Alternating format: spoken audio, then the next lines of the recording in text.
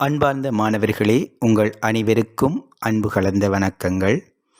இன்று நாம் நீலாவணன் எழுதிய தொண்டு என்ற கவிதை பற்றி பார்க்க இருக்கின்றோம்.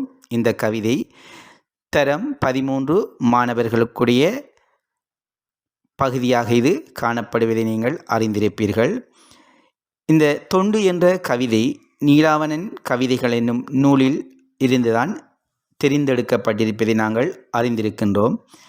உங்களுக்கு தெரியும் அன்பு மாணவர்களே, தொண்டு என்பது சேவை என்பதை குறிக்கும். அந்த வகையில் சேவை பற்றித்தான் இந்த கவிதை முழுக்க சொல்லப்படுகின்றது. அதாவது துன்பப்படுபவர்களுக்கு தொண்டு செய்கின்றோம், அதாவது சேவை செய்கின்றோம் என்ற பெயரில் அவர்களை அணுகி அவர்களிடம் தங்களது சுயநலத்துக்காக சுரண்டுபவர்களின் போலித்தனத்தை இக்கவிதையானது தோல் உரித்து காட்டுவதை நாம் அவதானிக்கக்கூடியதாக இருக்கின்றது. கவிஞர் அதனை பசு, காகங்கள் ஆகியவற்றின் நடத்தைகளை படிமமாக கொண்டு மனித நடத்தைகளை சொல்லுவதை நாங்கள் இங்கு அவதானிக்கக்கூடியதாகவும் இருக்கின்றது. அந்த விடயத்தை நேரடியாக பார்த்த மனிதன் ஒருவனின் கூற்றாகவும் இந்த கவிதை வடிவமைக்கப்பட்டிருப்பதும் இங்கு குறிப்பிடத்தக்கதாகும். ஒரு மனிதனுடைய காட்சிக்கு தெரிந்த அனுபவம் கவிதையின் முடிவில் அவன் காகங்களுடன் உரையாடுவதாகவும் அவை தமது இடம் நோக்கி திரும்பி அவனை பார்த்து சிரிப்பதாகவும் இந்த கவிதை அமைந்திருப்பது இங்கு நாம் அவதானிக்கக்கூடிய ஒரு விடயமாகவும் இருக்கின்றது. ஆம், நல்லது மாணவர்களே, இன்று தொண்டு சேவை என்ற பெயரில் மக்களை ஏமாற்றி அவர்களிடமிருந்து சுரண்டி போலித்தனமாக வாழ்கின்ற பல்வேறு மனிதர்களை நாம் அன்றாடம் காணக்கூடியதாக இருக்கின்றது.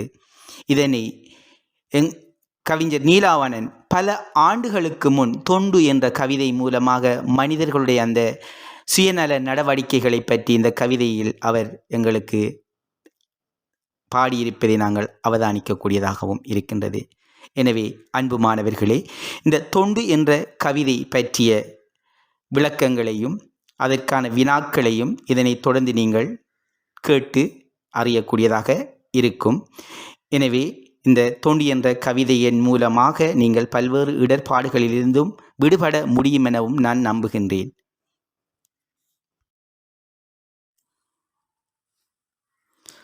அடுத்து நாம் கவிஞர் பற்றிய அறிமுகத்தை இங்கு பார்க்கலாம். கவிஞர் நீலாவணன் இலங்கையின் கிழக்கு மாகாணத்து பெரிய நீலாவணையை பிறப்பிடமாக கொண்டவர். இவரது வாழ்க்கையை நாம் பார்க்கின்ற நேரத்தில் 31/6/1931 பிறந்து 11/1/1975 ஆண்டு இந்த உலகை விட்டு மறைந்தார் என்று சொல்லப்படுகின்றது. வேலுப்பிள்ளை வைத்தியருக்கும் தங்கம்மாவுக்கும் மகனாக இவரது இயற்பெயர் சின்னத்துரை. பிறந்த ஊர் பற்றினால் நீலாவணன் ஆனார். நீலா, சின்னத்துரை, அம்மாக்கி, ஆறுமுகம், கொழுவு துரட்டி, வேதாந்தன், மானா பருணன், இராமபானம், எறிகுண்டு, கவிராயர், சின்னான் கவிராயர், சங்கு சக்கரன் என்பன எழுத்துலகில் இவரது புனைப்பெயர்களாகும். பயிற்றப்பட்ட ஆசிரியராக பணியாற்றிய இவரது மனைவி அழகேஸ்வரியும் தமிழ் ஆசிரியை ஆவார். இவருக்கு 5 பிள்ளைகள் உள்ளனர். நீலாவணன் அவர்கள் 1958 பிராயச்சித்தம் சிறுகதை வாயிலாக இலக்கிய உலகில் அறிமுகமானார். 1953 ஓடி வருவதென்னேரமோ கவிதையின் மூலம் கவிஞராக அறிமுகமானார். நூற்றுக்கணக்கான கவிதைகள், சிறுகதைகள், உருவகக் கதைகள், விருத்தாந்த சித்திரங்கள், நாடகங்கள், கட்டுரைகள் முதலியன எழுதி பல்துறைகளிலும் கைவந்த இலக்கியக்காரரானார். 44 ஆண்டுகள் மட்டும் இம்மண்ணில் வாழ்ந்த இவரின் இறுதி கவிதை பொய்மை பொசிங்கிற்று என்பதாகும். இவரது இலட்சிய கனவின் வெளிப்பாடாக பாடுமீன் இதழினை 2 இதழ்கள் மட்டும் வெளிக்கொணர்ந்தார். கல்முனை எழுத்தாளர் சங்க தலைவராகவும் பணியாற்றினார். இவரது வழி கவிதை தொகுதி 1976 வெளிவந்தது. வேளாண்மை, காவியம் 1982 வெளியானது. இலங்கையின் பல்வேறு பத்திரிகைகள், சஞ்சிகைகள் போன்றவற்றில் இவரது ஆக்கங்கள் வெளிவந்துள்ளன. ஆம், ஓமான ஓமயங்களை கையாளுவதில் சிறந்த கவிஞர் இவர். இயற்கையை அழகுறப் பாடியவர். மனித உறவுகளின் மனப்போக்கினை கூர்ந்து கவனித்து கவிதை தந்தவர். பல்வேறு கவிதை நடைகளையும் இலாவகமாக கையாண்டவர். சங்ககால கவிதை நடையை நினைவூட்டும் கவிதைகளும் தந்தவர். அதே சமயம் இன்றைய பேச்சு மொழியையும் முனைப்பாக பயன்படுத்தியவர். மழை கை மேடை நாடகம் 1963 மேடை ஏறியது. அது பின்னர் 1964 வீரகேசரியில் வெளியானது. அது மட்டுமல்லாமல் இவர் 1994 இறுதியில் இவரது வரலாறு சம்பந்தமான நூலொன்றினை பிரபல எழுத்தாளர் எஸ். பொன்னுத்துரை அவர்கள் எழுதி வெளியிட்டார்கள். அதேபோன்று 1994 சி. மௌனகுரு எழுதிய கால ஓட்டத்தினூடே ஒரு கவிஞன் நீலாவணன் வாழ்வும் இலக்கிய பணியும் நூலும் வெளிவந்தது குறிப்பிடத்தக்கதாகும். ஒத்திகை 2003 என்ற இவரது கவிதை தொகுப்பு நூலும், ஒட்டுறவு 2003 சிறுகதை தொகுப்பும் வெளிவந்துள்ளன. தாரகை, ஓலை முதலான ஏடுகள் நீலாவணனுக்கு சிறப்பிதழ் வெளியிட்டுள்ளன. ஒத்திகை நீலாவணன் கவிதைகள் என்ற நூலில் அவரது அதிகமான கவிதைகள் சேர்க்கப்பட்டுள்ளன. இங்கு அவரது தொண்டு என்ற கவிதையை பற்றித்தான் நாங்கள் பார்க்க இருக்கின்றோம். தொண்டு. வெம்பு மணல் உண்டு மிஞ்சி வெள்ளம் பெருக்கெடுத்து பம்பும் மழை நீர் பயிரழிவு பண்ணுமென அஞ்சி கமக்காரர் ஆளியோடும் கூட்டிவிட்ட குஞ்சி நீரோடை குறுமணலே வார்த்திருக்கும் பம்பாய் கடல் வரையும் பாயும் அந்த பள்ளத்தில் சாம்பி குருத்தும் சருகான வெள்ளருகை சப்பி வயிற்றை சரி கட்டி சாய்பொழுதில் அப்பாடா என்று களையாறும் பசு ஒன்றின் பக்கத்தில் வாழ்ந்து பழகுமிரு காக்கைகள். வறண்ட மணலானது உறிஞ்சி குடித்தபின் மிகுதியாக உள்ள மழை வெள்ளம் பெருகி பாய்ந்து பயிர்களுக்கு அழிவை ஏற்படுத்துமென பயந்த கமக்காரர்கள் வெள்ள நீர் ஓடி கடலை சேர்வதற்காக வெட்டிவிட்ட சிறிய நீரோடையானது மணற்குறுணிகள் நிறைந்திருக்கும் பாம்பு போல கடல் வரைக்கும் மழை வெள்ளம் பாய்கின்ற அந்த பள்ளத்தில் வாடி குருத்தும் சருகாகிவிட்ட வெள்ளருகினை சப்பித் தின்று ஒருவாறு தன் பசியினை தீர்த்து கொண்டு மாலை பொழுதில் அப்பாடா என்று களைப்பு ஆறுகின்ற பசு ஒன்றின் அருகில் பழகும் 2 காகங்கள்.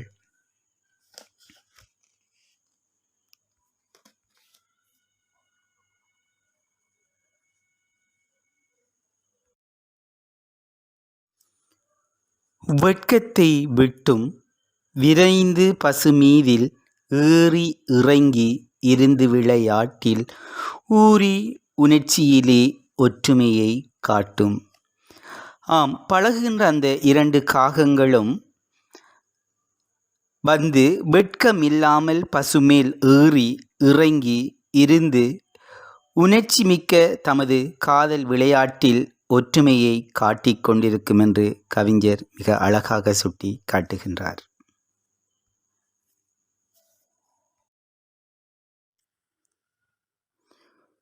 சுடலையிலே வண்ணார் சலவை செய்யும் கேணி வடபால் விழுதூன்றி வாழும் வடக்கிளையிலே கூடுகட்டும் நோக்குடனே குஞ்சி வகை சேகரிக்க பாடுகின்ற அண்டங்காகங்கள் தாம் அவைகள். சுடலையில் வண்ணார் சலவை செய்கின்ற கேணியின் வடக்கு பக்கத்தில் விழுதுகளை ஊன்றி நிற்கும் ஆலமரத்தின் கிளையில் கூடுகட்டும் நோக்கத்துடன் அதற்கான மர குச்சிகளை சேகரிப்பதற்கு பாடுபடுகின்ற அண்டங்காகங்கள்தான் அவைகளாகும் என்று கவிஞர் இந்த கவிதை வரியில் மிக அழகாக குறிப்பிடுகின்றார். கொசுக்கள் படை ஆய் குழல் கேட்டு சாட்டை விசுக்கும் பசுவாலில் தொங்கும் கருங்குழலில் கட்டாதலைகின்ற காட்டெருமை போல் பேன்கள் கிட்ட நெருங்கி மயிர் கோதி வாயூறி பேன் குத்துகின்ற காக்கை குடும்பம் பொதுத் தொண்டில் வைத்திருக்கும் நம்பிக்கை வாழ்த்தத் தகுந்ததுவே. ஆம், கொசுக்களின் பெருங்கூட்டமானது ஆயிங் என இரைக்கும் சத்தத்தை கேட்டு அவற்றை விரட்டுவதற்காக சாட்டையாக அடிக்கின்ற பசுவின் வாலில் தொங்குகின்ற கருமையான கூந்தலிலே கட்டுப்பாடுகள் எதுவும் இல்லாமல் அலைந்து திரிகின்ற அந்த காட்டெருமைகள் போல காணப்படுகின்ற பேன்களை அவற்றின் கிட்ட நெருங்கியிருந்து பசுவாலின் மயிர்களை வகிர்ந்து பார்த்து வாயூறி பேன்களை நெரித்து கொண்டு உண்ணுகின்ற காக்கை குடும்பம் இணையானது பொது தொண்டு செய்வதில் வைத்துள்ள நம்பிக்கை எப்போதும் வாழ்த்தத் தகுந்ததே என்று ஆசிரியர் இந்த வரிகள் மூலம் மிக அழகாக எடுத்து காட்டுகின்றார். அப்பொழுதில் அப்பசுவுக்கு ஆத்திரமேன் வந்ததுவோ, சப்பளித்து போன வயிற்றை சடாரென்று தூக்கி வால் தூக்கி சுழற்றி அண்டங் காக்கைகளை தாக்கியது. கொம்பை தரை நோக்கி தாழ்த்தியது. காக்கேர் ஏதும் கதையாமல் வேறு புறம் நோக்க பசுமாடு ஊர் நோக்கி நடக்கிறது. அந்த நேரத்தில் அந்த பசுவுக்கு கோபம் ஏனோ வந்துவிட்டது. தட்டையாக கிடக்கும் தனது வயிற்றினை திடீரென தூக்கியதுடன் வாளினை தூக்கி சுழற்றி அண்டங்காக்கைகளை தாக்கி விரட்டியது. கொம்பை நிலத்தில் பதித்து காகங்களும் ஒன்றும் பேசாமல் வேறுபுறம் செல்ல பசுமாடுகள் ஊர் நோக்கி நடந்தது.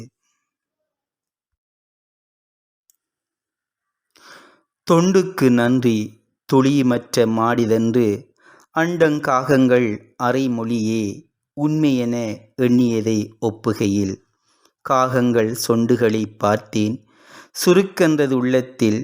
தொண்டுக்கு கூலியவை கொண்ட பசுவால் மயிரை கண்டேன் இதென்ன கணம் தொண்டருங்கள் சொண்டினிலே என்றேன்.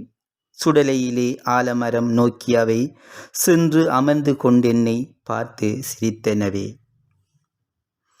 தன்னை வருத்திய பேன்களை கொத்தி உண்டதன் மூலம் நன்மை செய்த எங்களின் தொண்டுக்கு, அதாவது சேவைக்கு சிறிதளவேனும் நன்றி காட்டாத பசுமாடுகள் இது என அண்டங்காகங்கள் கூறிய அறம் சார்ந்த வார்த்தைகள் உண்மைதான் என்று எண்ணி நானும் ஏற்றுக்கொண்டு இருக்கின்ற அந்த நேரத்தில் காகங்களின் சொண்டுகளை பார்க்கிறேன்.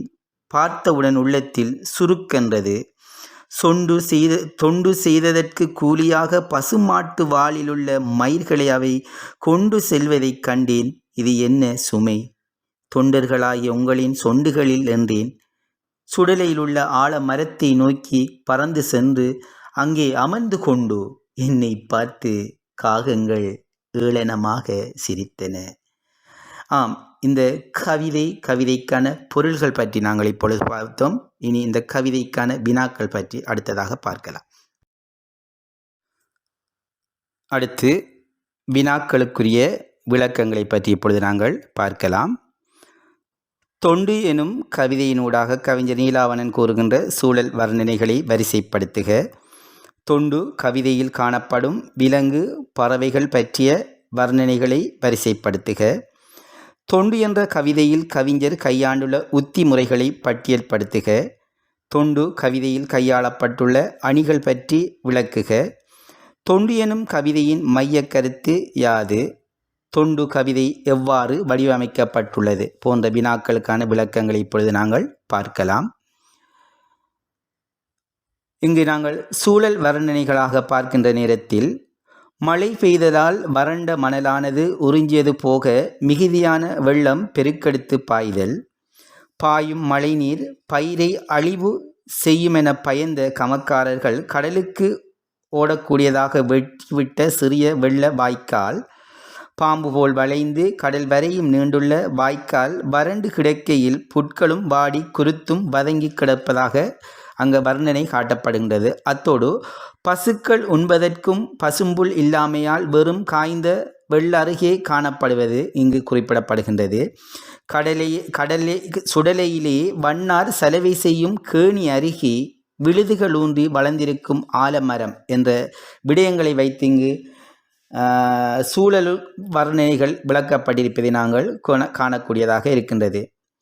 அடுத்து விலங்கு பறவைகள் பற்றிய வர்ணனைகளை நாங்கள் பார்க்கின்ற நேரத்தில் வெள்ளருகை சப்பித்தின்று களைப்பாறும் பசு, மாலை பொழுதில் ஊர் நோக்கி திரும்பும் பசு, பசுவின் பக்கத்தில் வந்து பழகும் 2 காகங்கள், காகங்கள் பசுவின் மீது ஏறி இருந்து இறங்கி பின் பசு வால் மயிரிலுள்ள பேன்களை கொத்தி உண்ணல், காகங்கள் காதல் உணர்ச்சியில் ஊறி ஒற்றுமையாக விளையாடுவது இங்கு குறிப்பிடப்படுகின்றது. அது மட்டுமல்லாமல் காகங்கள் ஆலமரக் கிளைகளிலே கூடு கட்டுவதற்காக குச்சிகளை சேகரித்து அதற்காக பாடுபடுவது இங்கு எடுத்து காட்டப்படுகின்றது. காகங்களை தனது வாளினால் வீசி அடித்து பசு துரத்துவதும் கொம்பை நிலம் நோக்கி தாழ்த்துவதும் தாக்க முற்படுவதும் இங்கு எடுத்து காட்டப்படுகின்றது. காகங்கள் பேன் கொத்துவதுடன் பசுவாலின் கூந்தலில் உள்ள மயிர்களையும் பிடுங்கி சொண்டுகளில் காவிக்கொண்டு போவது இங்கு குறிப்பிடப்படுகின்றது.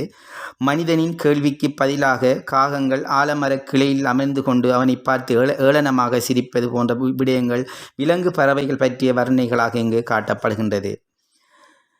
அடுத்து நாம் கவிஞர் கையாண்டுள்ள உத்தி முறைகளை நாங்கள் அவதானிக்கின்ற நேரத்தில் பிறருக்கு உதவி செய்வது போல நடித்து அவர்களையே சுரண்டி வாழ்கின்ற சுயநல மனிதர்களின் செயலை இங்கு எடுத்து காட்டுவதற்கு பசுவையும் காகங்கள் இரண்டையும் படிமங்களாக பயன்படுத்தியிருப்பது குறிப்பிடத்தக்கதாகும். சூழல் பற்றிய வர்ணனைகளை பசு மற்றும் காகங்கள் பற்றிய வர்ணனைகள் என்பவற்றினூடாக கவிதையின் பிரதான நோக்கத்தை வெளிப்படுத்தியிருக்கின்றார். கவிதையின் இறுதி முடிவாக காகங்களின் சுயநலகாரியத்தை வெளிப்படுத்தும் மனிதனின் வினா மூலம் தொண்டு என்பது சுயநலம் சார்ந்த சுரண்டலாக இருப்பதை அவர் உணர்த்தியிருப்பதை இங்கு நாங்கள் அவதானிக்கக்கூடியதாகவும் இருக்கின்றது. மனிதனின் இது என்ன கணம் தொண்டருங்கள் சொண்டினிலே என்ற வினாவுக்கு பதிலாக காகங்கள் ஏளனச் சிரிப்பு அமைவதை கூறி அதன் மூலம் சுயநலமிகளின் போலி நடத்தைகளையும் புலப்படுத்தியிருப்பதை நாம் அவதானிக்கக்கூடியதாக இருக்கின்றது. எளிமையான சொல்லாட்சியை, ஆங்காங்கே பேச்சு வழக்கு சொற்பயன்பாடு, மரபு கவிதை சார்ந்த புதுக்கவிதை வடிவ பயன்பாடு, ஓசை ஒழுங்கின் வசீகரம், வர்ணனை சிறப்பு ஆகியன கவிதைக்கு பலன் சேர்த்திருப்பதை இங்கு நாம் காணக்கூடியதாகவும் இருக்கின்றது. வெம்பு மணல், பம்பு, மழை நீர், வடக்கிளையில், அரைமொழி முதலான சொற்களும் சொற்றொடர்களும் கவிதைக்கு செழுமை சேர்த்திருப்பதையும் நாம் பார்க்கக்கூடியதாக இருக்கின்றது. நாம் இந்த கவிதையின் அணிகள் பற்றி பார்க்கின்ற நேரத்தில் பாம்பாய் கடல் வரையும் பாயும் அந்த பள்ளத்தில் என்பதன் மூலம் ஓமை அணி கையாளப்பட்டிருப்பதை நாங்கள் அவதானிக்கக்கூடியதாக இருக்கின்றது. அது மட்டுமல்லாமல் கட்டாதலைகின்ற காட்டெருமை போல் பேன்கள் என்கிற மூலமும் ஓமை அணி கையாளப்பட்டிருப்பதை நாங்கள் அவதானிக்கக்கூடியதாக இருக்கின்றது. அது மட்டுமல்லாமல் இதனுடைய மையக்கருத்தை நாங்கள் நோக்குகின்ற நேரத்தில் துன்பப்படுவதற்கு தொண்டு செய்கின்றோம் என்ற போர்வையில் அவர்களை அணுகி அவர்களிடம் தங்கள் சுயநலத்துக்காக சுரண்டுபவர்களின் போலித்தனத்தை இந்த கவிதையானது தோலித்து காட்டுவதுதான் இதற்குரிய மையக்கருத்தாக நாங்கள் அவதானிக்கலாம். இதன் வடிவமைப்பை நாங்கள் பார்க்கின்ற நேரத்தில் கவிதையின் விலங்கு பறவைகள் ஆகியவற்றின் நடத்தைகளை படிமமாக கொண்டு மனித நடத்தைகளை சொல்வதாகவும் அவற்றை நேரடியாக பார்த்த மனிதன் ஒருவனின் கூற்றாகவும் இந்த கவிதை அமைந்திருப்பதை நாங்கள் அவதானிக்கக்கூடியதாகவும் இருக்கின்றது. நல்லது மாணவர்களே, இந்த விளக்கங்களை வைத்துக்கொண்டு நீங்கள் இந்த வினாக்களுக்கான விடைகளை எழுதலாம் என நான் நம்புகின்றேன்.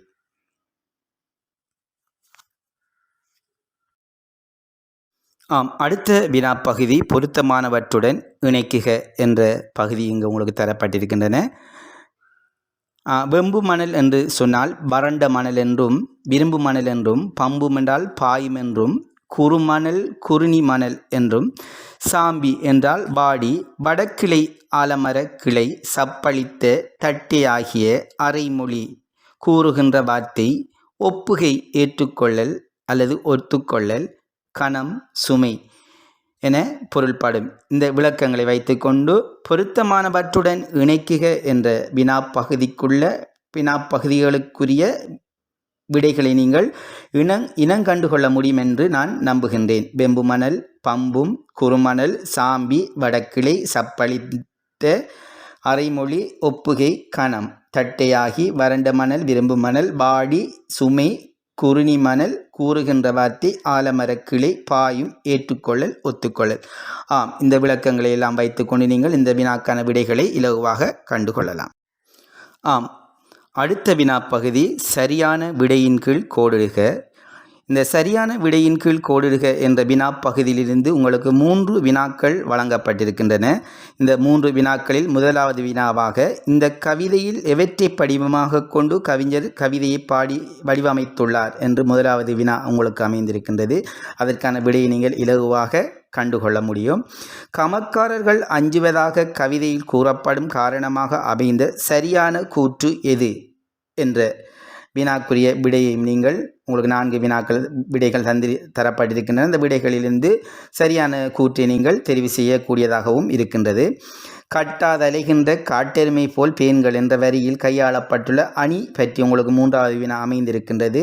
நிச்சயமாக இதற்கான விடையும் உங்களுக்கு இலவாக அறிந்து கொள்ள முடியும்.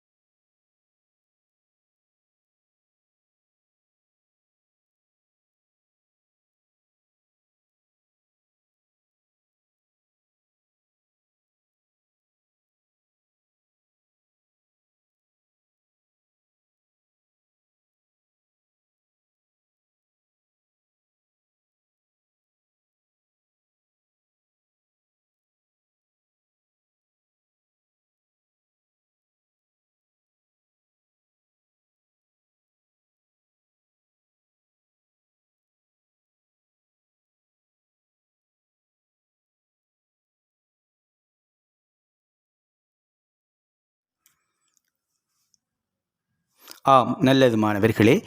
இதுவரை நாம் நீலாவணன் எழுதிய தொண்டு என்ற கவிதை பற்றியும் கவிதைக்குரிய விளக்கங்கள் பற்றியும் கவிதை தொடர்பான வினாக்கள் பற்றியும் பார்த்திருந்தோம். அத்தோடு வினாக்களை தொடர்ந்து உங்களுக்கு விடைகளும் வழங்கப்பட்டிருந்தன. எனவே இந்த கவிதையை வாசித்து கிரகித்து அதற்கான பொருட்களை விளங்கி அதனுடன் கேட்கப்பட்டிருக்கின்ற வினாக்களுக்கான விடைகளை நீங்கள் சிறந்த முறையில் எழுதி அதிகமான புள்ளிகளை பெற்றிருப்பீர்கள் என நம்புகின்றேன். இந்த தொண்டு என்ற கவிதையில் இருக்கின்ற பல்வேறு வகையான இடர்பாடுகளை நீங்கள் இந்த விளக்கங்களையும் வினாக்களையும் வைத்துக்கொண்டு தீர்வு கண்டிருப்பீர்கள் எனவும் நான் நம்புகின்றேன். எனவே தொண்டு என்ற கவிதையில் வருகின்ற இந்த வினாக்களையும் கவிதைக்கான விளக்கங்களையும் மேலும் மேலும் வாசித்து விளங்கி நீங்கள் நல்லதொரு சிறந்த பெறுபேறுகளை எதிர்காலத்தில் பெற வேண்டும் என கூறி விடை பெறுகின்றேன். நன்றி, வணக்கம்.